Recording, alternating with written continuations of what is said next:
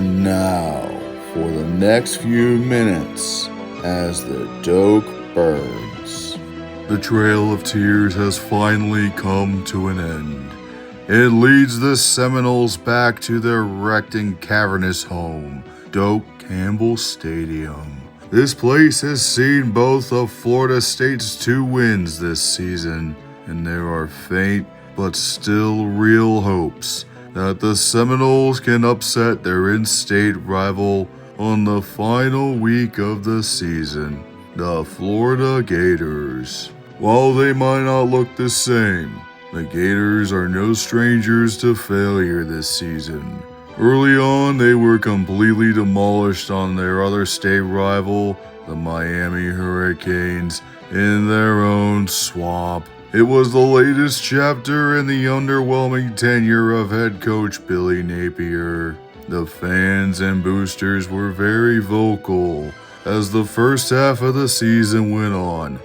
They wanted Billy's head on a pike and marched across Gainesville. But whether it was from the university's trust in Napier or the price tag of his contract buyout being way too expensive, the Gators pressed on with him and were rewarded for their actions. Their schedule was among the toughest in the SEC, but Florida was able to win 6 games, including a major upset over the then number 9 Ole Miss Rebels that eliminated them from the playoffs altogether. Most importantly, this will allow the Gators to go bowling after failing to make a bowl game last season, thanks to losing the season finale against Florida State. With a great recruiting class about to come in, things are finally looking up in the swamp. Speaking of Florida State, the battered bastards of Tallahassee have been on a season-long forced march straight to hell. A season that began with hopes and dreams of making the college football playoff came crashing down in record fashion. 2 wins, 9 losses, a Titanic-level catastrophe that will haunt the Seminole program for many years to come. When we last saw Florida State, they were throwing FCS Charleston Southern overboard, as after a slow start, the Noles triumphantly ran away with a blowout win in the second half to defeat the 1-win, 10-loss Buccaneers, now 1 win with 11 losses. This win was a rare bright spot on what has been a dark, miserable season.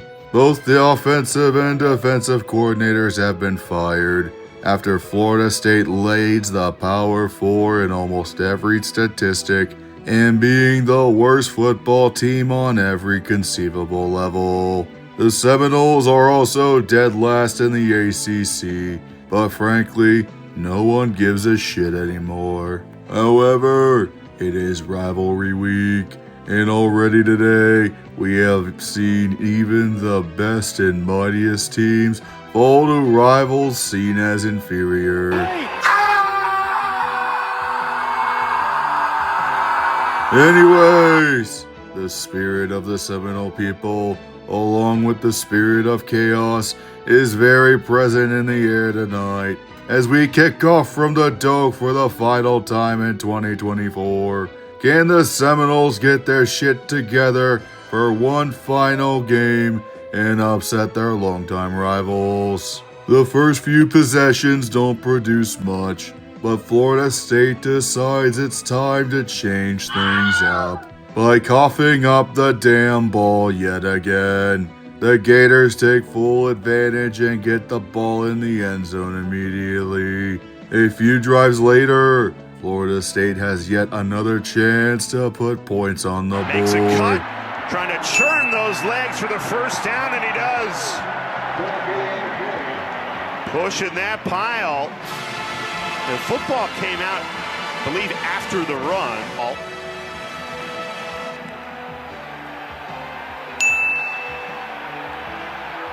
Shamar James rips that ball. It appears that the Seminoles are still in the giving spirit as they fumble the ball yet again.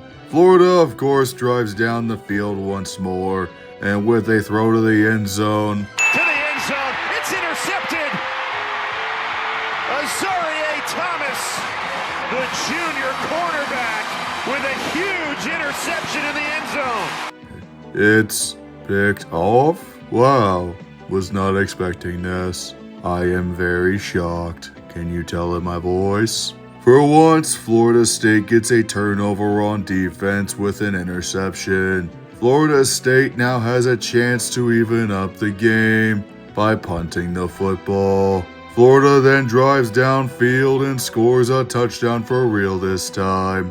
And the Seminoles are once again down by 2 scores. However, at the start of the second half, the Seminoles are able to push downfield just far enough for Ryan Fitzgerald to make another long field goal. He has a bright future ahead of him, but we of course can't say the same for his team. The defense for Florida State is at least playing well for once, and forces Florida to start the second half by punting the ball for the 5th time tonight. If the Gators would start to open up this lead, and this Seminoles defense has responded in a big way. A special teams miscue takes it all away. McCoy muffed the punt, gives it right back to Florida. Rocco Underwood, the long snapper. In what was a moment of bad luck and a season of bad, miserable luck, Florida State muffs the fucking punt.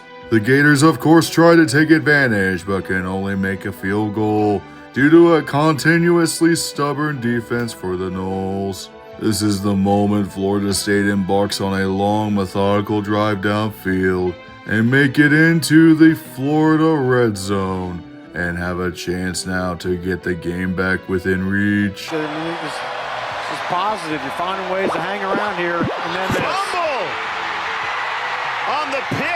Cam Davis couldn't handle it, and it's Florida football. Florida State fumbles the ball in the most egregious way possible. You don't even see kids in Pop Warner pull shit like this, and this is Division I FBS. The 4th fumble tonight allows Florida to quickly drive downfield and put the dagger in this game with yet another touchdown. USC, look at this. Big hole opens up. Montrell Johnson is gone. Touchdown, Florida. 65-yard scamper for Montrell Johnson Jr. However, the Seminoles will not die, even though literally no one wants them to keep fighting. They do indeed drive the ball downfield again, but this time it's a rare touchdown scoring drive for the Noles. Tallahassee's battered bastards are 2 defensive stops away from getting back. You can turn around the roster quick. You don't have to wait for 2 and 3 recruiting classes. And Lagway tosses it for another Florida touchdown. Tony Livingston. Never mind. With the Seminoles dead to rights, only one thing can end the nightmare season for the Noles. Another goddamn fumble. With a final kneel down, the season mercifully comes to a long-awaited end. But once again, the Noles just won't die. Yes, first round playoffs, Tennessee State and Montana. As we go final, and Florida plants the flag. We've seen this cause chaos around college football. Started with Michigan, Ohio State, UNC, and North Carolina State got into it. And they got to get rid of this flag planting stuff. This is causing too many problems here. It's unnecessary. Florida took care of business tonight. This is just something you absolutely don't need. The Seminoles, over the course of 2 minutes, showed the college football world more fight than they showed in the entire season. Florida's flag being planted at midfield would have honestly improved the look of a sad, broken, burned out Doak Campbell Stadium. And with that, the season is at long last over, and now we can close a long, sad chapter in the glorious history of Florida State football. How do I put a fitting end to what has been an awfully bad season for Florida State? I mean, this wasn't just like a bad year and everybody has these once in a while. No, Florida State does not have these years. This was the worst season Florida State has had since the mid-20th century. They have not been this bad since before a guy named Bobby Bowden came walking into their doors in the 70s. This was absolutely the worst fucking football team I watched on a consistent basis.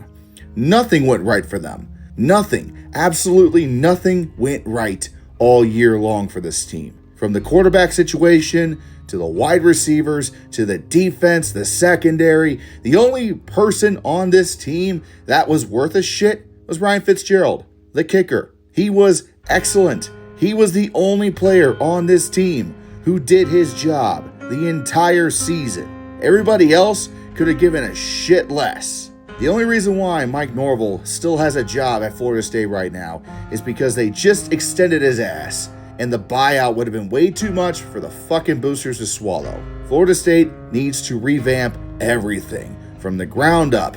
New staff, new players, NIL deals. Might as well throw out the ones you have now and completely retool your roster. And while you're doing that, learn how to fucking recruit, because that honestly has been the biggest problem Florida State faced throughout the whole season. They have not been able to recruit in an effective manner in years. If you want to read more about it, I recommend checking out a link below to an article by The Athletic where it pointed out in painful detail just how flawed and seriously awful this Florida State team has become, all the way down to the core. This team is a product of the NIL era in every way that is bad. And frankly, I am glad that I was able to cover the entire onslaught that was Florida State football this season. But in another way, I feel like I wasted my whole damn season having to follow this train wreck of a fucking program. If anything is to change for the Florida State Seminoles here in the near future, it needs to start at the very beginning, down to the core. Not just your players, your coaches. Everybody needs to look in the mirror all off season long and ask themselves, how bad do they really want to play FBS college football? Because I can tell you this right now, players coming to Florida State for a quick paycheck and playing time ain't going to get you back to a national championship. You're going to be looking at a few years of rebuilding at minimum for the Seminoles. This team is not good, and they're not going to be good for a long-ass time. Nobody feels bad for Florida State. The lawsuits against the ACC, the comments about SMU, all of the cockiness they showed, the bitching and moaning about missing the playoffs. Nobody felt bad. Nobody felt a fucking bit of regret for Florida State after the Orange Bowl was over. You know why?